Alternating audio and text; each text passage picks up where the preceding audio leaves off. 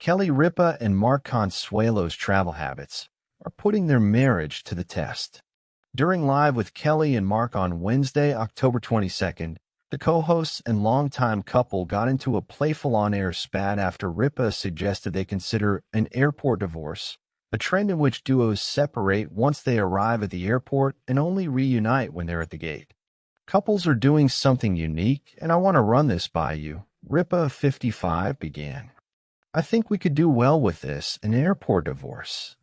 Because you and I have different traveling philosophies, different traveling styles.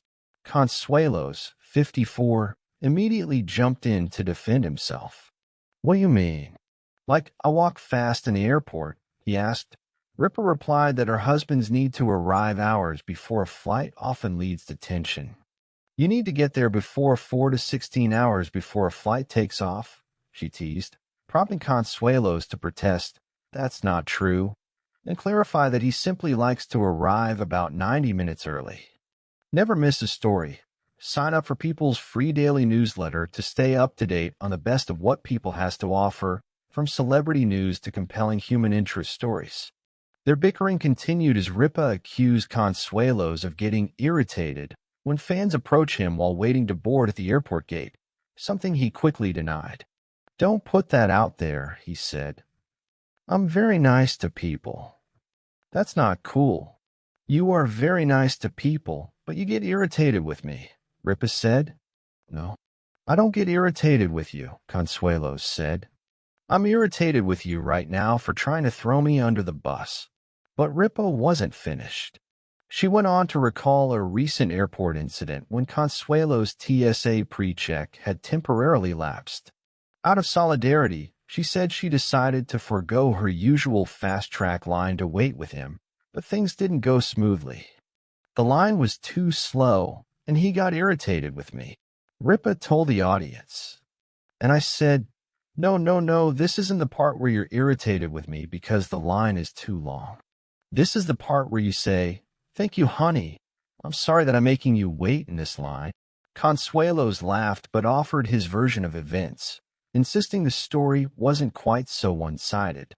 You go through life, 30 years, somebody. And then when they tell a story, it's like, who are you? He teased. Because I was there, and she was there, and the perspective is so different according to Consuelos, the tension came down to a simple disagreement about which line to join. There was a fork in the road, go left or go right, and I said, let's go this way, he explained, implying that his wife went the other way. But I didn't want to make a big deal out of it, so I just let it go. As the audience groaned, Ripa quickly defended herself, claiming her husband was not only wrong about what happened, but also was putting his anger in the wrong place. My line was straight ahead, where the people sailed through, because they still had their TSA privileges, she said. But now I'm with Mark, so my shoes are coming off and everything's being taken out of my bag. I am being violated in this line, and Mark is still irritated with me. The airport divorce is what we are definitely getting, she joked. Later in the syndicated morning show, Ripa and Consuelos continued to bicker, this time while discussing a recent report that said hand-washing a car was better for a vehicle than going through a car wash. I don't have time. Well, first of all, I never drive, but I think my life is too short to add car washing by hand to it, Ripa said. I feel like whoever got the car dirty, it's their responsibility to wash the car. And if I'm a perpetual passenger, that's not my problem. Okay, so how about inside the car? Consuelos quipped back as Ripa defensively asked what she did wrong. Let's get some Windex and maybe you'll wipe off the feet prints on the windshield because the first thing you do is you put your bare feet on the dash and I'm staring at your toe prints when you're not there. I see toe prints on the windshield. You can start there. They had been doing it so long that the cameras knew their rhythms before they did. The studio lights warmed the set like a second sun. The teleprompters blinked their soft, patient blue. Kelly Ripa, in a sweater that said, I am awake in 1,000 embroidered threads, sat high on her stool with the practiced ease of someone who could talk herself into or out of anything.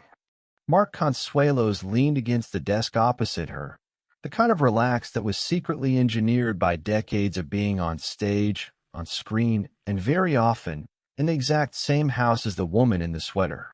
Couples are doing something unique, and I want to run this by you. Kelly began, smiling into the camera but looking squarely at Mark in a way that said she was inviting trouble and ready to take notes. I think we could do well with this, an airport divorce. A ripple of laughter burst from the audience before Mark could form a response. He raised his brows. An airport divorce, she repeated, with precise comedic timing. You and I have different traveling philosophies, different traveling styles. We separate at the airport and only reconnect at the gate. It's very modern. He feigned offense with his hands spread wide. What do you mean? Like, I walk fast in the airport. Kelly's eyes did a narrow, conspiratorial half-squint. You need to get there before 4 to 16 hours before a flight takes off, she said, and there was no cruelty in it. Only the delighted condemnation of a person who knows all the peccadillos of their partner by heart. That's not true, Mark protested, leaning forward. I like to arrive about 90 minutes early. Mark, Kelly said, as if saying his name could conjure an adult version from the ether. 90 minutes is a fantasy. You own a watch that thinks it's a time machine. The audience ate the exchange by the spoonful. It was an old pattern with them. Accusation, defense, comedic escalation, gentle reprieve. But the fun of it was they were never merely performing for the laughs. Behind every jest lived the granular truth of a long marriage, the mismatched habits, the unspoken circuits of patience, the repository of small slights that never quite hardened into resentments because they were softened each morning by coffee and, often, by humor. He protested, then laughed, then protested again. I'm very nice to people, he told a crowd, mock wounded when Kelly suggested sometimes he got irritated by fans at gates. Don't put that out there. You are very nice to people, Kelly conceded, but you get irritated with me. No, I don't get irritated with you. He did, of course. Sometimes. Not in the incendiary, life-ruining way loves of television dramas did. Not even close. It was the kind that looked like a furrowed brow while waiting in line or a muttered comment about shoelaces at 3 a.m. He got irritated when she took the last umbrella on a rainy day and didn't leave a note. She got irritated when he rearranged the condiments every third Tuesday because the mustard jar's label was slightly askew.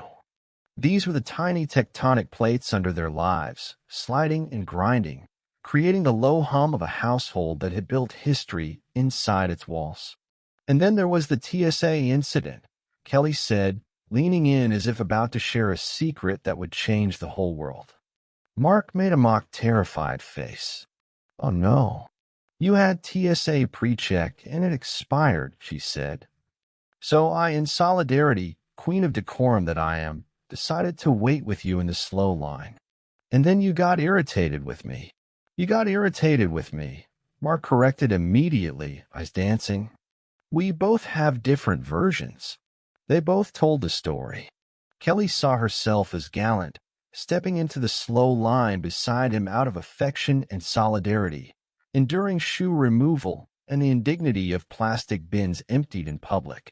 I was being violated in this line, she said, and the word drew another laugh from the room. Mark maintained it was a fork-in-the-road scenario. Left or right, he chose one arch of humanity, and she chose another. I'll let it go, he said, patting his chest as if to soothe anyone who might have been scandalized. They argued with the practiced tenderness of travelers who had shared 1,000 gates and 100 layovers. The airport became a theater where their small disagreements performed themselves anew.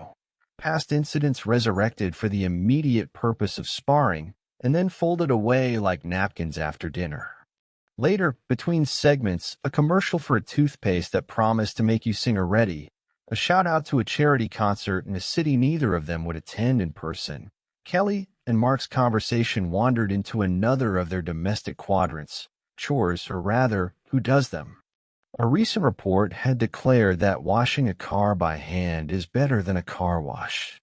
Kelly, who rarely drove and carried a philosophy of life better, translated as, "Why do anything by hand if a machine will do it faster?" declared herself nonplussed. "I feel like whoever got the car dirty. It's their responsibility to wash the car," she said. "And if I'm a perpetual